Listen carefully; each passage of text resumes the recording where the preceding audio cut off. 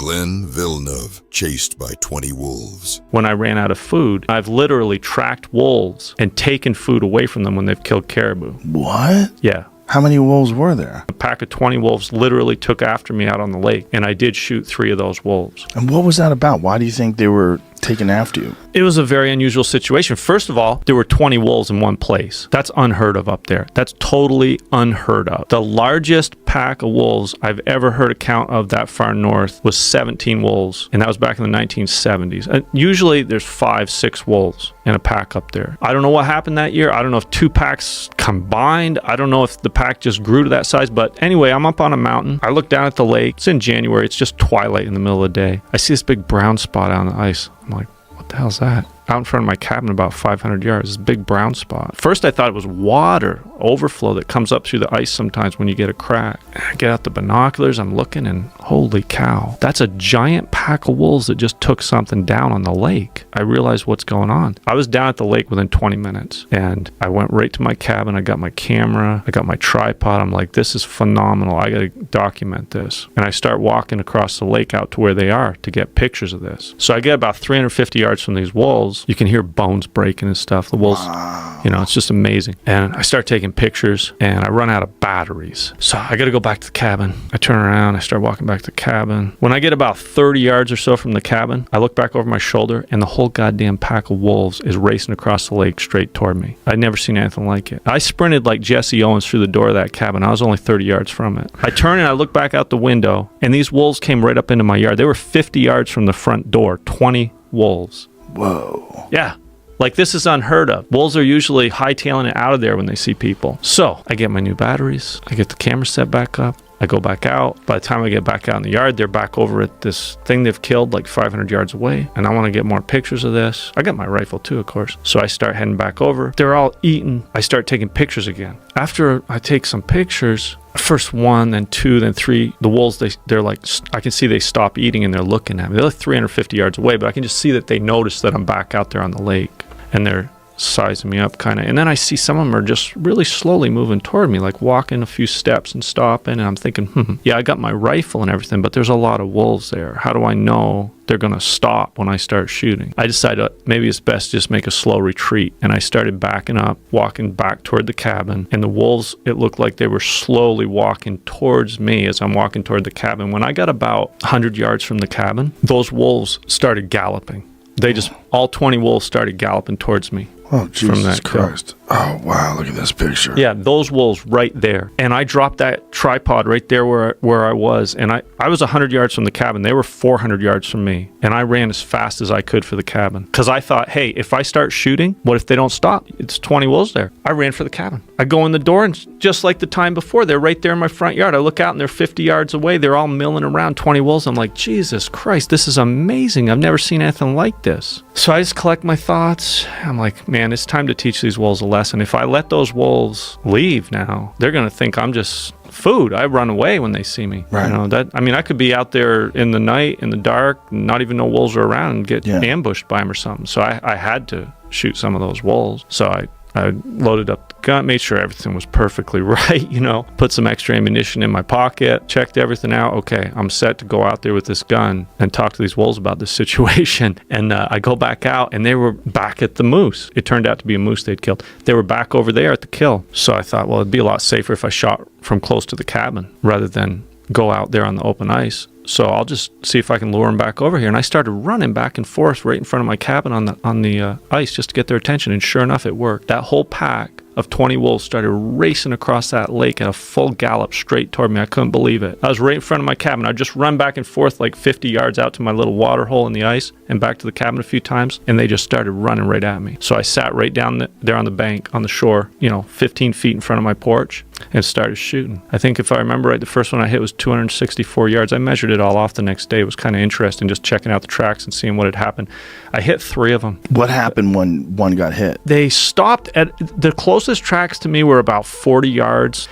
When it was happening, That's so close. It was happening so fast. I was just sitting down, braced, shooting. I remember reloading after I shot 5 times, it all happened so fast. But then the next day when I had time, I went out there and looked at all the tracks and measured everything and sized up the situation, figured out where I'd hit different wolves. Because I knew right then that something happened to me that doesn't really happen to people. I mean, to get a pack of wolves come after you is a very unusual occurrence. You could read all over the place that wolves don't attack humans. I've read that many times. But they have. They have. Now, when you found these wolves and you when you started shooting and you hit one, did the other ones freak out? Did they realize what's going on?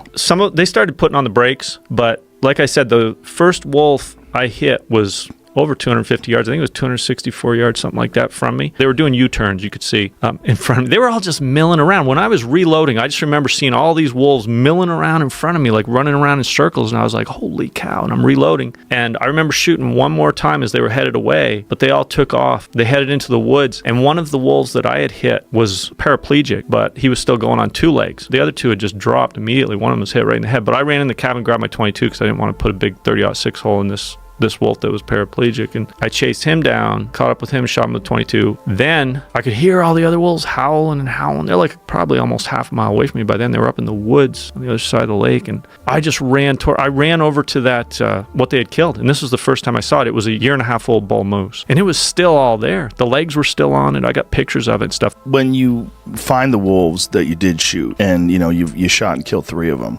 do you eat them? I ate some of those just because I was low on food. I don't like to eat wolf meat if I can help it. John Dudley, surrounded by 12 alpha male wolves. Help it. You were in Alberta and you shot an elk, and these wolves circled the elk. Yeah. How many wolves were there? Well, at first there was just the one. The one came in on us. Literally, we had an elk down, and next thing you know, we're out there kind of, getting it ready to cut it up and stuff and get it out of there. And all of a sudden, this big wolf comes, it comes in, and I had spotted it, and we weren't really being noisy. I ended up shooting that wolf, and it kind of went off, and with a bow, there's no noise. What we didn't realize was there was a pack there. About 20 minutes later, all of a sudden we see another one, and we see another one, and we're kind of like, holy crap. So we start moving into this draw, and one of them was making a noise, almost like it was injured or something. It was whimpering. So we're like, what is the deal? So we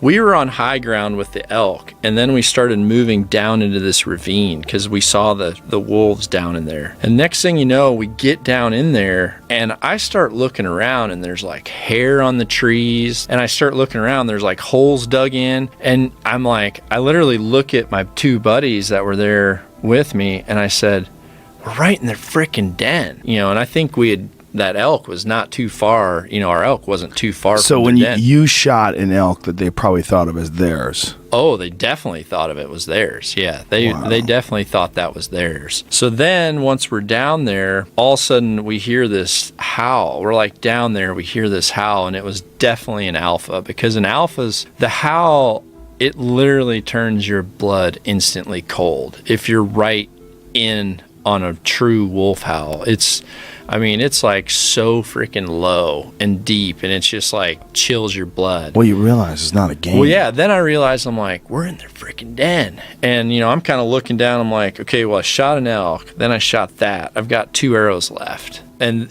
both my guides kind of had, once we said, oh, there's wolves, they grabbed a gun. We kind of went down in there to see what was up. Well, now this happens. And next thing, after that alpha sounded off, it was like, and 12, I think it was 12 sounded off all the way around us. We're literally down. Anyone who's been in Alberta, that the farmland is level, and then it falls into the river system. So we're literally, they have the high ground, there's a dozen wolves, and we're in the middle, and we're like, what the crap? So I'm like, get your back to a tree. So we kind of all spin around, and we're sitting there, and next thing you know, here comes 2 dogs on a full-blown, I'm talking full-blown this, running, coming. It turned into chaos. There was bullets flying. There's freaking arrows skipping off junk, and we ended up shooting both of those wolves dead, and there's a few gunfires going off. Well, I'm down to 1 arrow left And I told the guy, I said, how many bullets you got? And he goes, I just grabbed the gun, couple bullets. Like, I didn't know this was all going down. So we're kind of like, we need to get out of here. So we started backing up, and next thing you know, Alpha sounded off again, and they all reported. Well, now this time there's 2 less. I'm kind of looking because I know this wolf that sounded and I know it's the alpha. So I like grab my bow and I start kind of creeping over there. And as soon as I get to where I can see, he's like freaking standing right there. And How far away? 30 yards. He was literally looking at me like that. When you have that looking at you in the face, I mean, I knew it was like freaking do or die. I literally looked at that thing and I said out loud, I said, I'm going to shoot you in the effing face. I literally drew back and I anchored and I came into my peep. There was nothing there. He bolted. No, I think he just like ninja'd. They had to have known that you killed the elk, and they had to have known that you killed those other 2 wolves that chased you, that went after you guys to try to get the elk. I think he came in to think, okay, you called the fight, we responded. Now he's like sizing up, okay, I want to know what I'm going against. He kind of came in and he freaking looked at us all, and then that was it. Joe is fascinated by wolves. That was it. I'm fascinated by wolves. I think the wolves, to me, are probably the most interesting animal in the wild. They have got to be some of the most majestic animals. They operate together, always, as these packs. Yep. You know, so there's some sort of weird kind of communication and what's amazing is like the social dynamic, like within the pack, you know, the hierarchy, and then on a hunt, like you go left, I go right, but without any verbal communication. Right. And then coming together and making a kill. I mean, it's mind-blowing stuff. You know, you talk about not understanding wildlife. We don't understand how they do that. Right. We don't understand what kind of communication's going on. Do you think there's some sort of like telepathic, or is it just facial and recognizing cues and patterns that they've established before? If they see an animal, they know to flank it. I definitely believe it's that. Like, I definitely believe there is an intrinsic understanding of you go left, I go right, you know, facial recognition, you know, your expression tells me to do something, you're dominant, I'm passive, you know, learning that way. But I also think there's something more than that. Whether it's telepathic, whether it's a low frequency sound that is not audible to us, I have no idea. But I do think it's more than just visual cues. That's where apparently the myth of the werewolf comes from, is that wolves are so smart, they think that a wolf and a person were like combined together. I don't believe that per se, Right. but I can see how that came up. You know what I mean? It's totally, they're so smart. They go over these massive areas and then they'll push a single animal into one area to make the kill.